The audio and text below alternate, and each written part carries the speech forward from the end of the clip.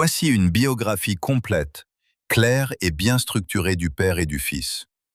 Biographie de la famille Niasse, le père et le fils.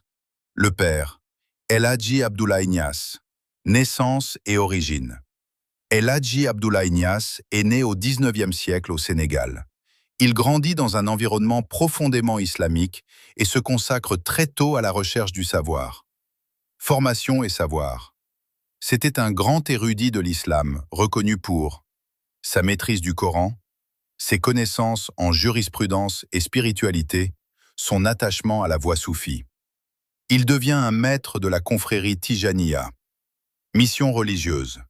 Il consacre sa vie à enseigner l'islam, guider les disciples, diffuser la spiritualité tijane au Sénégal. Il joue un rôle fondamental dans l'implantation et le développement de la Tijaniya dans la région. Héritage. Il est surtout connu comme le père et le formateur du grand guide, Cheikh Ibrahima Niasse. Il transmet à son fils le savoir religieux, la discipline spirituelle, l'amour de Dieu et du prophète, Patufsilen. Le fils, Cheikh Ibrahima Niasse. Naissance. Cheikh Ibrahima Niasse est né en 1900 à Taïba Niassène. Dès son enfance, il se distingue par une intelligence exceptionnelle, une forte spiritualité, une grande capacité de mémorisation du Coran. Formation. Il est formé par son père El Hadji Abdoulaye Niasse. Très jeune, il devient un savant reconnu. Mission et rayonnement. Cheikh Ibrahima Niasse devient l'un des plus grands guides de la Tijaniya au XXe siècle.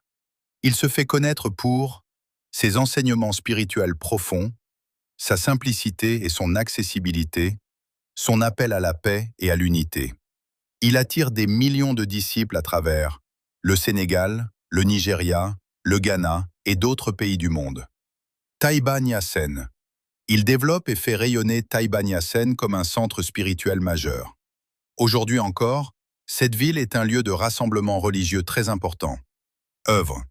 Il écrit plusieurs ouvrages sur la spiritualité islamique, la connaissance de Dieu, la voie soufie. Ses écrits sont étudiés dans le monde entier. Son message. Son enseignement repose sur la sincérité envers Dieu, l'amour du prophète, Patufsilen, la paix entre les êtres humains. Décès et héritage. Il décède en 1975, mais son influence reste immense. Cheikh Ibrahima Niasse est aujourd'hui considéré comme un grand rénovateur de la Tijaniya, un guide spirituel mondial. Lien entre le père et le fils. Leur relation est exceptionnelle. Le père a enseigné, le fils a diffusé dans le monde.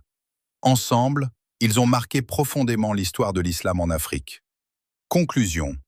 De El Hadji Abdoulaye Niasse à son fils Cheikh Ibrahima Niasse, c'est une lignée de savoir, de foi et de lumière. Leur héritage continue d'inspirer des millions de personnes aujourd'hui.